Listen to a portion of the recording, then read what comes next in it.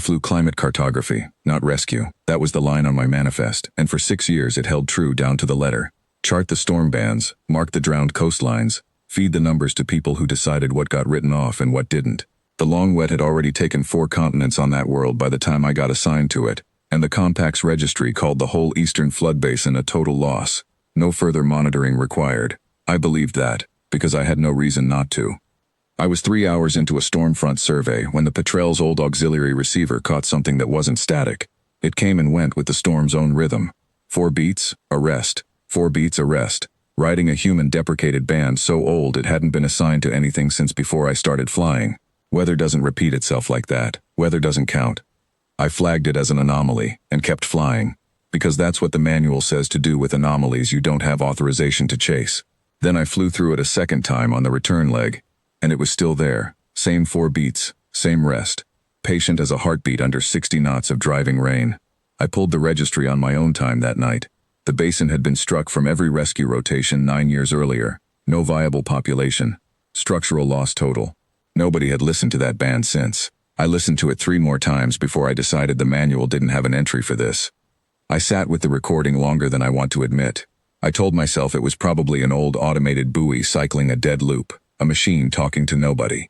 That held for about a day, until I noticed the rhythm shift, 1 extra beat then back to 4. The way a person's breathing changes, not the way a circuit does. Whatever was singing into that band was alive, and it had been alive, unheard, for longer than I wanted to calculate. The Petrel wasn't built for what I asked of it next. Storm cartography flyers are built to skirt weather, not sit inside it. And the eastern basin wasn't weather anymore so much as a permanent breathing wall of it.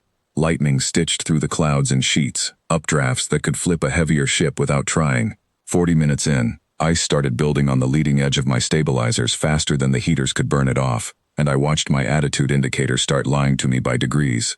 Twice the wind put me sideways to my own heading before I could correct, and both times I heard myself say, out loud, alone in the cabin, that this was the point where a careful pilot turned back.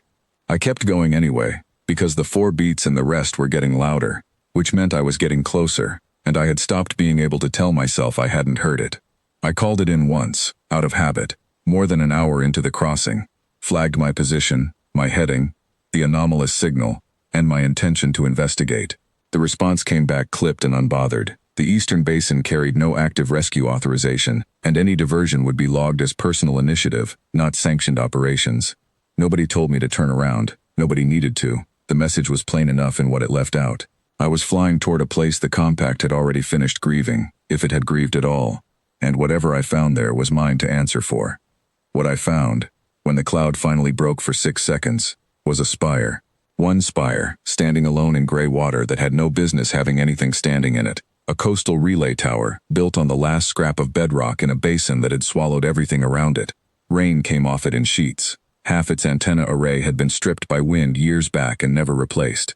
And at the base of what was left of it, through a cracked observation window, I could see them moving, pale translucent shapes with gill-fringed throats, catching what light there was. They called themselves the Ovreth. I learned that later, on the ground, in the 40 minutes it took me to understand what I was actually looking at. Their skin needed the wet to stay flexible. Dry too long and it would crack like old leather, which was why a basin drowning under permanent storm had been their coastline for generations before it became their only home. Before the long wet, the basin had held cities, and the spire had been one relay station among dozens along a coastline that no longer existed, except in the layered charts the Ovreth still kept, updated by hand, hung on the tower's interior walls like a record of everything the water had taken one season at a time. When the Compact struck the eastern basin from the registry, it hadn't just written off a floodplain. It had written off the last 14 Ovreths still alive in it, keepers of a relay spire nobody upstream needed anymore, holding on to bedrock that was losing another handspan of shoreline every season.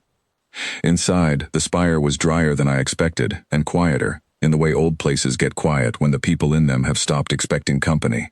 Someone had strung dim glow lines along the stairwell to save power. A child, small and pale and unafraid in a way that told me nobody had taught her to be afraid of strangers, watched me from a doorway with her head tilted, gill fringe flaring once, curious, before an older Ovreth drew her gently back by the shoulder. The 4 beats and the rest weren't a distress code, not originally.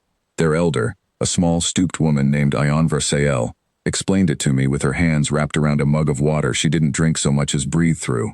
Gills flaring at the rim. It was a work chant, older than the spire, older than the storm cycle itself, sung to keep count of everyone present during a shift change, back when counting heads was how you knew nobody had gone into the water. When the last of the official monitoring gear failed 11 years ago, her predecessor had started singing the count into the spire's broadcast line instead of speaking it, because singing carried further through the interference, and because it was the only ritual she had left that still felt like hers. Ionvra kept it going after him. 4 beats for the 4 remaining families. A rest, so anyone listening would know it wasn't noise. She told me she never once believed anyone was listening. She sang it anyway, every shift, for 11 years, because stopping felt like agreeing with the registry. I told her I only had room in the Petrel for 4 at a time, and that the storm wasn't going to get gentler while I made the trip. She didn't argue with the math. She organized her people into groups without raising her voice, youngest and weakest first, and she did not put herself in the first group, or the second, or the third. I flew that basin 4 times through lightning that walked close enough to taste, ice reforming on my stabilizers every single crossing, the Petrel handling worse each time I asked it for one more. Somewhere around the 3rd trip I stopped being able to tell if the airframe groaning under me was the storm or just exhaustion catching up to old rivets. I kept going because I could still hear, faintly, under the static. 4 beats, a rest, every time I got close enough to the spire to pick it up again. On the 4th and last trip, Ionvra was standing alone at the base of the tower, water past her knees, the spire's remaining antenna leaning at an angle that told me it had maybe an hour left before the bedrock under it gave up entirely. She sang the count one final time before she'd bored. Not 4 beats now, but 1, held long, for herself, the last one accounted for. I didn't understand the words. I didn't ask her to explain them. Some things don't need translating to land. The spire came down behind us 9 minutes after we cleared the basin, visible for a moment in my rear camera as a dark line folding into gray water, and then gone. I filed the flight as an unauthorized diversion, because that's what it technically was, and I let the report say exactly that in exactly those words. No embellishment, no case made for myself. 14 names went onto a resettlement manifest that hadn't existed that morning. The registry entry for the Eastern Basin still reads total loss, because nobody's gotten around to correcting it, and Ionvra told me, through the translator, that she didn't especially want it corrected. She said a registry that's wrong about one thing might be wrong about others, and she'd rather people kept checking than trusted it blind. She sings the count still, on the resettlement platform where they live now, every shift change, out of habit more than need. I've heard it twice, standing near enough to catch the rhythm without meaning to intrude. 4 beats, a rest, and then, low under it, one more sound I've never asked her to translate. The same held note she sang alone at the base of a drowning tower, waiting to see if the last trip would come back for her. I don't know what it means.